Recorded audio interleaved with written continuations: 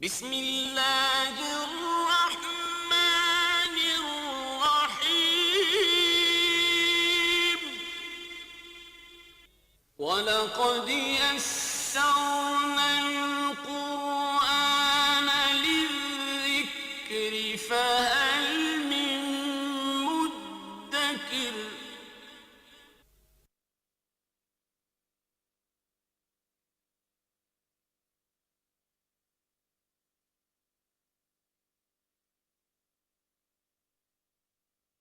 اعوذ باللہ من الشیطان الرجیم بسم اللہ الرحمن الرحیم لو یجدون ملجأ او مغارات او مدخلا لولوا الیہ وهم یجمحون صدق اللہ العظیم۔ انہی منافقین کا تذکرہ بھی ہے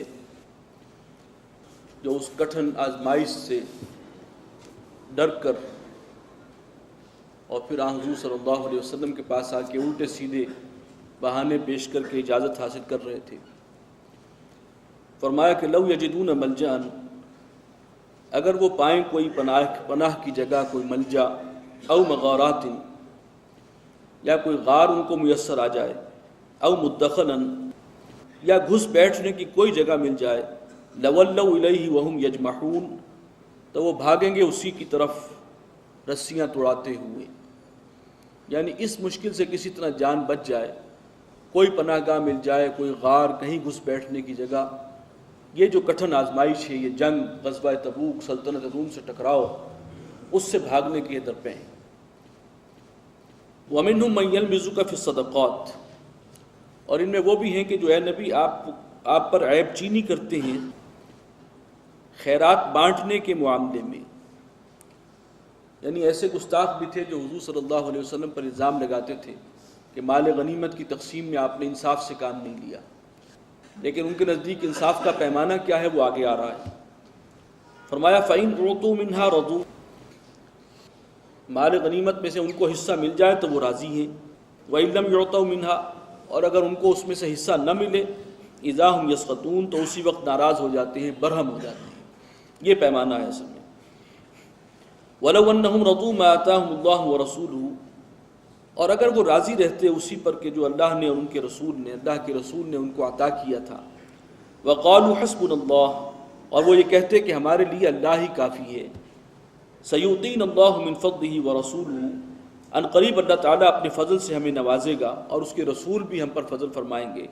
اِنَّا إِلَى اللَّهِ رَاغِبُونَ، ہم تو اللہ ہی کی طرف راغب ہیں، اسی کی طرف متوجہ ہیں، اسی کی رضا کے طالب ہیں۔ اگر یہ روش اختیار کرتے تو یہ کہیں بہتر تھا ان کے لیے۔ انما الصدقات للفقراء والمساکین والعاملین علیہا، یہ وہ آیت ہے قرآن مجید کی جس میں زکوٰۃ کے مصارف کا بیان ہے۔ 8 مصارف ہیں زکوٰۃ کے جو یہاں بیان ہوئے۔ زکوٰۃ کن کن مدات میں خرچ کی جا سکتی ہے اسلامی ریاست کے لیے؟ انما الصدقات للفقراء والمساکین، یہ جو فرض صدقہ ہے یعنی زکوٰۃ، یہ حق ہے مساکین فقراء کا، یعنی جو ضرورت مند ہیں، والمساکین اور محتاجوں کا، والعاملین علیہا، اور وہ کہ جو اس پر مامور ہیں، زکوٰۃ کی کلیکشن پر جو لوگ ذمہ دار بنائے گئے ہیں، جو گویا کہ ہرکارے ہیں، حکومت کی طرف سے اپوائنٹڈ ہیں اس ڈیوٹی پر، انہیں بھی زکوٰۃ میں سے ہی ان کو تنخواہیں جو ہیں وہ ریاست دے گی۔ والمؤلفۃ قلوبہم، اور جن کی دلجوئی کرنا مقصود ہو، نئے نئے ایمان لانے والے جو ہیں ان کی تالیف قلب کے لیے اس میں سے ان کو دے دیا جائے، تو یہ بھی ایک اسلامی ریاست جو ہے اس کام میں لا سکتی ہے زکوٰۃ کی رقم۔ وفی الرقاب، اور گردنوں کے چھڑانے میں، غلاموں کو آزاد کرنے کے معاملے میں۔ والغارمین، اور یہ ان کا حق ہے کہ جو تاوان کے بوجھ تلے آ گئے ہوں، کوئی بہت قرض کے چنگل میں پھنس گیا ہے، یا کسی پر کوئی اور چٹی پڑ گئی ہے، کوئی اس سے ناحق قتل ہو گیا، قتل خطا جو ہم پڑھ چکے ہیں، اور دیت دینی پڑ رہی ہے، تو ایک بھاری رقم ہے، تو اس میں سے زکوٰۃ کی رقم میں سے اس کی مدد کی جائے گی تاکہ وہ ادا کر سکے۔ وفی سبیل اللہ، اور اللہ کے راستے میں یعنی جہاد اور قتال، اس مد میں بھی زکوٰۃ استعمال کی جا سکتی ہے۔ وابن السبیل، اور جو مسافر ہیں، ظاہر بات ہے کہ مسافر اگر ضرورت مند ہوگا تو اس کو بھی زکوٰۃ دی جائے گی۔ فریضۃ من اللہ، یہ اللہ کا مقرر کردہ فریضہ ہے۔ واللہ علیم الحکیم، اللہ تعالیٰ سب کچھ جاننے والا ہے، حکمت والا۔ ومنہم الذین یؤذون النبی، اور ان میں منافقوں میں ایسے بھی ہیں کہ جو نبی کو ذاتی ایذا پہنچاتے ہیں۔ جیسے پہلے ایک معاملہ ہوا تھا گستاخی کا، اسی نوعیت کا ایک اور معاملہ ہے۔ وَيَقُولُونَ هُوَ أُذُنٌ، اور وہ کہتے ہیں کہ یہ تو بس کان ہی کان ہیں۔ اذن کان کو کہتے ہیں، سراپا گوش ہیں۔ یہ اصل میں چونکہ حضور صلی اللہ علیہ وسلم کسی سے کوئی جرح کیے بغیر جو معذرت پیش کرتا تھا، جو بہانہ بناتا تھا، آپ قبول کر لیتے تھے۔ اب اس سے ان کی ہمتیں اتنی بڑی کہ انہوں نے کہا کہ بس کان ہی کان ہیں، سوچنے سمجھنے والی بات کوئی نہیں، معاذ اللہ۔ فرمایا قل اذن خیر لکم، کہہ دیجئے کہ یہ اذن ہونا، ان کا سراپا گوش ہونا تمہارے حق میں بہتر ہے۔ یؤمن باللہ ویؤمن للمؤمنین، تو ہمارے نبی جو ہیں وہ ایمان رکھتے ہیں اللہ پر، اور وہ اہل ایمان کی باتوں کا یقین کرتے ہیں۔ وَرَحْمَةٌ لِّلَّذِينَ آمَنُوا مِنْكُمْ، اور وہ سراپا رحمت ہے اہل ایمان کے حق میں جو تم میں سے واقعی ایمان والے ہیں۔ وَالَّذِينَ يُؤْذُونَ رَسُولَ اللَّهِ لَهُمْ عَذَابٌ أَلِيمٌ، اور جو لوگ اللہ کے رسول کو ایذا پہنچاتے ہیں، اذیت دیتے ہیں، ان کے لیے دردناک عذاب ہے۔ یحلفون باللہ لکم لیرضوکم، اے مسلمانوں یہ قسمیں کھائیں گے تمہارے سامنے تاکہ تمہیں راضی کریں، اس لیے کہ جب مسلمان واپس آئیں گے اور دیکھیں گے کہ یہ لوگ نہیں گئے تو ظاہر بات ہے کہ ان کا نہ جانا نمایاں ہوگا، کیوں نہیں گئے، سب کے لیے نکلنے کا حکم تھا۔ تو اب وہ اپنے ان بھائی بندوں کو، اپنے اہل محلہ کو، رشتہ داروں کو جو سچے مسلمان ہیں ان کو راضی کرنے کے لیے قسمیں کھائیں گے کہ بھئی یہ عذر تھا، یہ تھا، واقعی مجبوری تھی، تم نہیں سمجھتے معاملات کو، تو مسلمانوں کو راضی کرنا چاہیں گے کہ یہ ان کا معاملہ ہمارے ساتھ ٹھیک رہے۔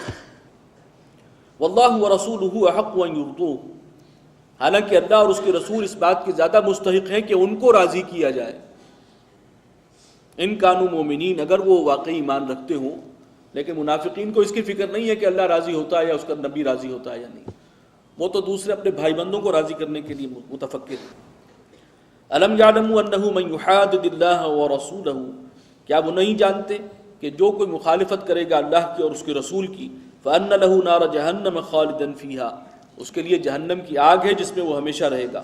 ذالک الخزی العظیم، اور یہی ہے سب سے بڑی رسوائی، اصل رسوائی یہ ہے۔ یحذر المنافقون ان تنزل علیہم سورۃ تنبئہم بما فی قلوبہم، یہ منافق ڈرتے رہتے ہیں اس بات سے کہ مسلمانوں پر کوئی ایسی صورت نازل ہو اللہ کی طرف سے کہ جو باخبر کرتے ان کو ان کے دل کی باتوں پر، کیونکہ قرآن مجید تو ان کے دل کی باتوں کو بے نقاب کر رہا ہے، ان کا پول کھول کر بیان کر رہا ہے کہ اصل مسئلہ یہ ہے، یہ جھوٹے ہیں، جھوٹے بہانے کر رہے ہیں، دل میں ان کے یہ ہے۔ تو وہ ڈرتے رہتے ہیں کہ اب پھر کوئی ایسی آیات نہ اتر جائیں کہ ہمارا جو ہے اس کے اندر کچا چٹھا جو ہے کھول دیا جائے۔ قل استہزئوا، کہیے کہ اڑا دو مذاق جو بھی تم کر رہے ہو اس وقت، ان اللہ مخرج ما تحذرون، اللہ تعالیٰ اس چیز کو کھول کر رہے گا، واضح کر دے گا جس کا تمہیں اندیشہ ہے، تمہارا سب کچھ جو ہے وہ بے نقاب ہو جائے گا۔ وَلَئِن سَأَلْتَهُمْ لَيَقُولُنَّ إِنَّمَا كُنَّا نَخُوضُ وَنَلْعَبُ، اور اگر آپ ان سے باز پرس کریں کہ یہ کیا تم نے بات کہی،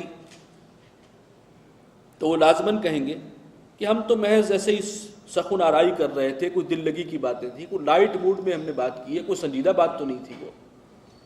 اب اس طریقے سے اس کو ٹالنے کی کوشش کرتے ہیں جب گرفت کی جاتی ہے کہ یہ کیا تم نے کس قدر سنگین بات جو ہے تمہارے منہ سے نکلی تھی۔